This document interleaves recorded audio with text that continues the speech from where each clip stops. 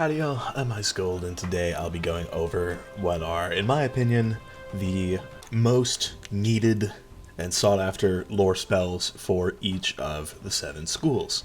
Now, I have a bunch of them. I don't have them all, but I'm just gonna go over what I think are the best lore spells for each school.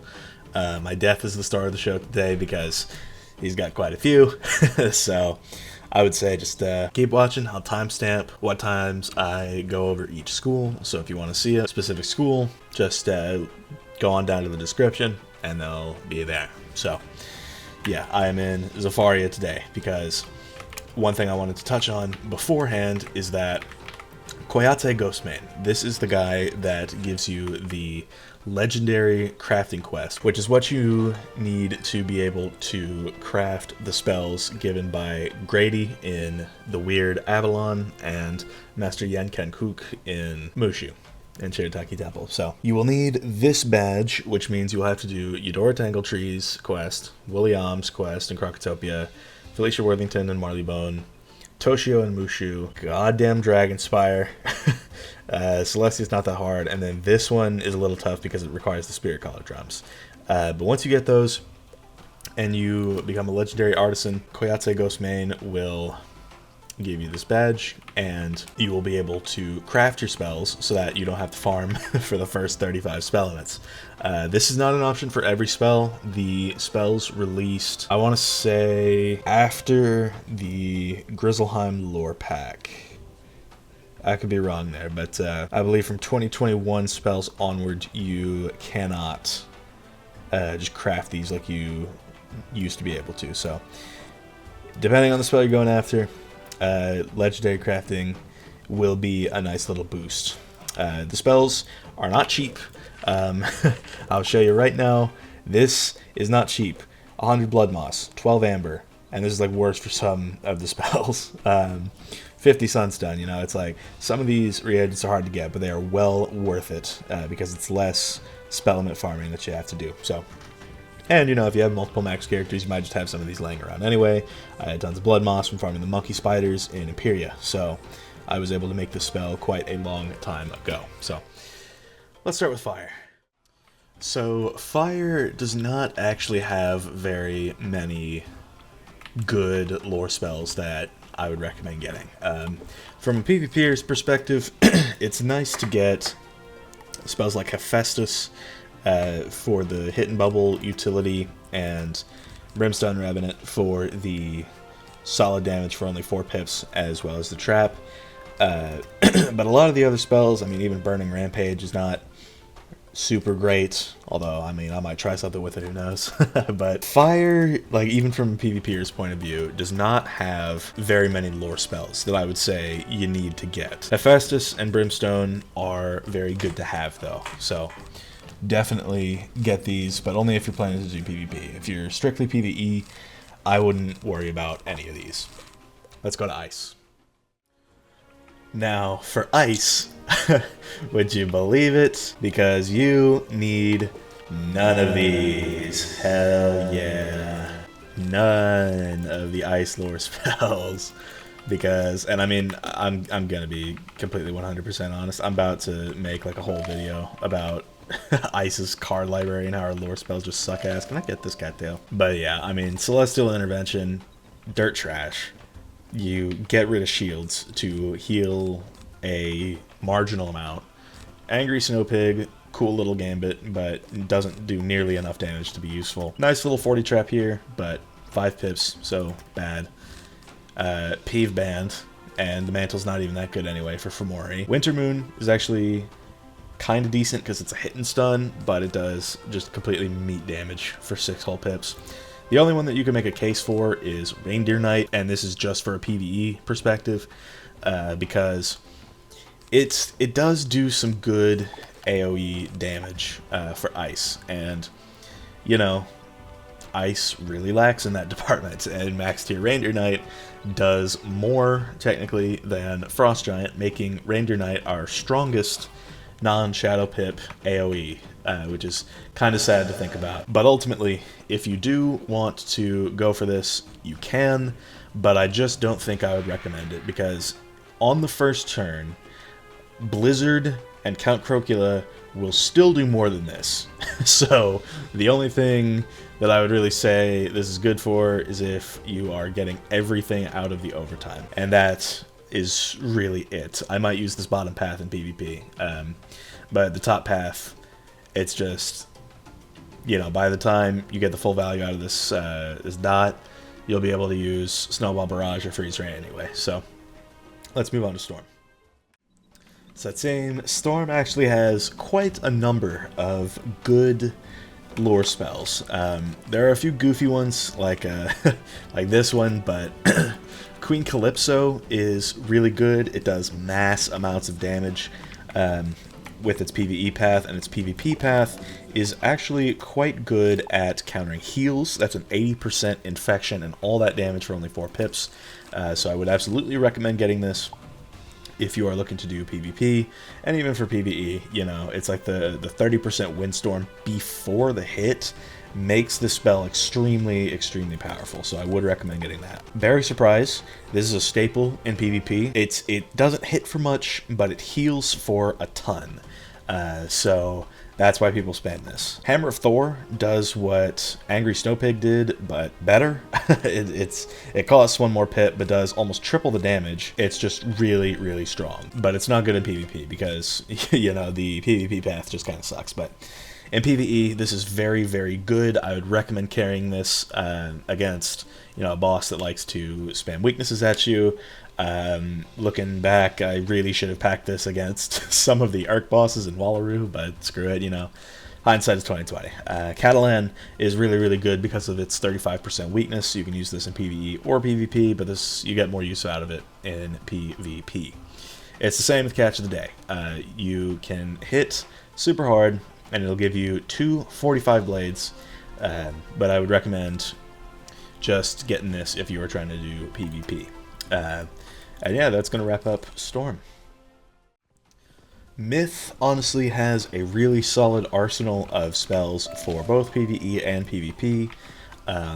And, you know, Splash Squatch, this can steal a shield and then do its damage, but this is more of a PvP spell, in my honest opinion. Keeper of the Flame, this has been good in the past. It does good damage and puts up a +35 chromatic trap, which means you can use this on any school, actually, and get a trap specifically for your school. So you could work with this. I like it, especially because it does good damage. It's nice. It's a nice little finishing hit in case, you know, the boss, you're hitting crit blocks or something. So you just whip this out at the end, and you can finish them off pretty easily. Hero of Chrysalis.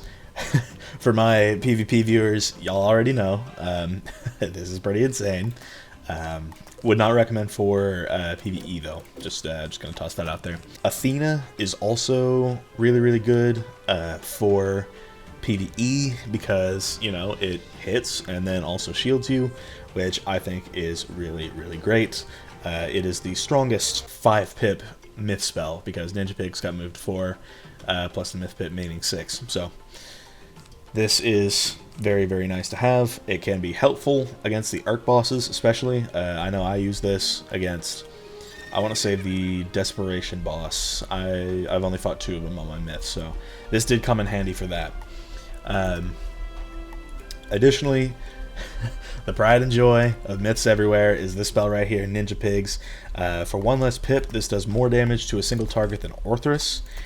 So I would absolutely recommend packing this for the solo fights.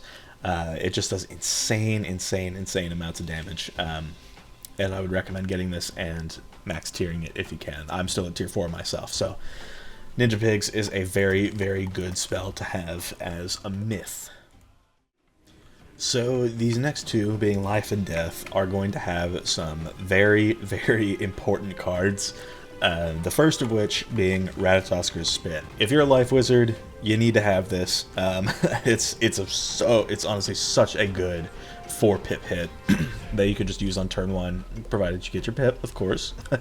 But it's just, it does so much damage. It even outclasses the Dragoon AoE, so I would highly recommend getting this. This is arguably life's best AoE at low pip values. Zand the Bandit in Wallaroo does do more for an extra pip, but it is still good to have this before you get to Wallaroo, just to make things easier and more streamlined. Also, in Life's Arsenal, Luminous Weaver.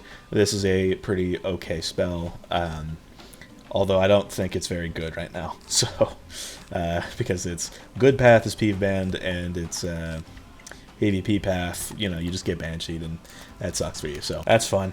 Camp Bandit is also not super useful when Earthwalker exists, but it is still an okay spell. Its PvE path does actually have some interesting mechanics going on. You can convert any traps on yourself into life-specific traps on your target if you use that. So, I don't know, maybe you can find a use for this. But also, Life has, you know, Burrowing Bane.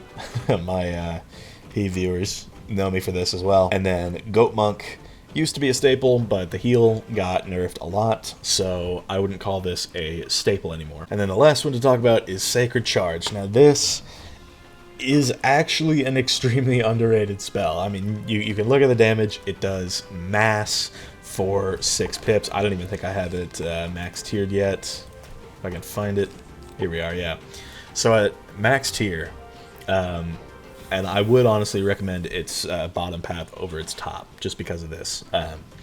Because 600 damage for a 6-pip life spell, and the fact that it gives you a Mend aura, so, you know, if you want to pivot to healing, go for that. But yeah, I mean, this spell, it does a lot of damage, and it's a good pivot spell in PvP, if you want to use it for that too. I don't know if I would call it a staple, but it can be a nice trick to just have up your sleeve as a life wizard. I almost missed this because I don't actually have the spell unlocked, but Pigsy is very, very good. I mean, 800 health to all for only 4 pips. I think that's more than double the value of Rebirth. I could be wrong there, but you know, and then the bottom path is good for PvP, just because it's got a really solid heal overtime attached to it.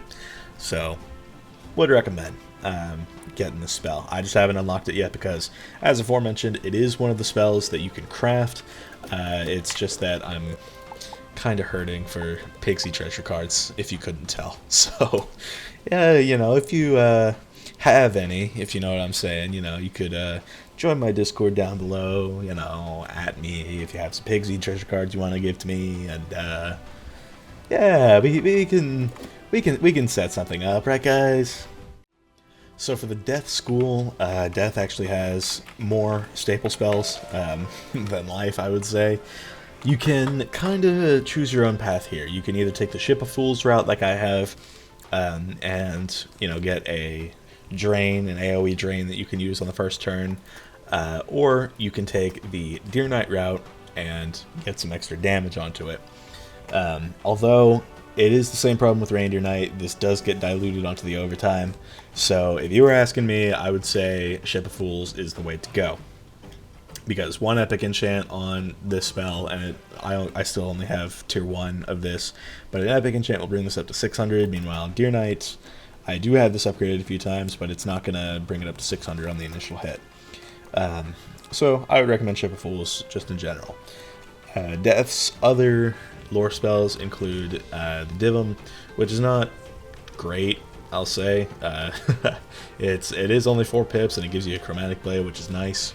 Or actually not a Chromatic Blade, just a Universal Blade, but it's, I wouldn't call it a staple in either mode. And then obviously Deer Knight, this is really, really good. It does more damage over time, so if you want to do that, go for it. Headless Horseman, this used to be way, way better back when it was still only 4 pips, but it got changed to 5, but I would still call it useful because if you take its damage path, its top path rather, let me find it, it does still do some pretty good damage. It's only a 15 increase, but screw it. You know, if you have it, you have it. I would say this is a nice card to have. Also, in Death's Library is, you know, Lord of Night, which is honestly not that great. It's it's a drain and then an infect, but I don't know. I've held off on crafting it, which is why I can unlock it right now, but I haven't. Yeah, I mean, it's just not a great spell. I wouldn't really call it a staple. So yeah, that is going to wrap up Death. Let's go to Balance. So, Balance, although I don't think I have every spell that Balance can get, it does have some nice spells that you can get. Starting with, you know, Divim's Resurgence. This is a spell that I plan to use when I take this up for PvP, because pretty much all you need to do to set up a Djinn as a Balance, which does a lot of damage, is to just use a Tri-Shield and then just drop one of these on your target, and you know, there you go. You have your Djinn, and you can just full send. So, and that's just because of the 2 minus 30% heal traps. And these, they're not that good otherwise. Like, setting up a Djinn is pretty much the only reason why you would pack this. So, just something to keep in mind. But it's, in my opinion, a really good card to have if you're doing PvP. Not so much for PvE, though. Ninja Piglets, I'm also planning on using this in PvP because of the recent troll change. So, but I mean, even if you take the top path, which just increases its flat damage, it does do really good damage as you level it up. So, would recommend getting this just for your low level. You can craft it, but it does cost a lot. So, you know, if you have the spellements for it, I would recommend just unlocking the base version. Because this, I wasn't like streaming it or none, but this really helped me in like Crocotopia. So, I don't know. You can go ahead and get this. It just does insane damage for only 4 pips. It's really good for low levels to use. And I can attest to that because I was a low-level Balance recently. Also on the map, we have Samurai. This is another good spell for low levels because it does more damage on its bottom path, I'm pretty sure, actually. Or, well, the range on the top path is higher. This still does really good damage. And it gives you a shield as well, so this is kind of like a Balance Athena, if you will. So this can be helpful if you are just starting out your Balance. I would say this is a good spell to get. But just if you already have it, I don't think I would seek it out necessarily if you don't. I also almost missed Lore Master. This spell, I'm gonna do some cheeky things once I can get it max tiered. But for the time being, you know, you can do what you want with the spell. It used to be much better because it would give I think 20 weakness and a 35 mantle, and there was hardly any counterplay in PvP. But you know, it got hit pretty hard with the nerf hammer a while back, but once you upgrade it, you know, you can do what you want with it. Max tier, I honestly think, is good for still 4 pips, so it could be a nice card to have. I'm going to use it on my Balance and PvP, but it is all up to you. There is also Spiritual Tribunal, but I mean, it's, yeah, you can kind of understand why I don't have the spell unlocked and why I will never go for the spell. Savage Paw, I actually don't have this yet, but I would say that it's a good spell to get just because, you know, it does good damage and gives you a blade, so it's a good spell to combo with in PvP. But I hope I didn't miss any. If I did, you know, it probably wasn't important, right? But yeah, thank y'all for watching. I've been Ice Gold. My rock heads are in the way. Do y'all mind? But yeah, thank y'all for watching. Be sure to like, subscribe, and leave like 50 comments for the algorithm. And I'll see y'all later.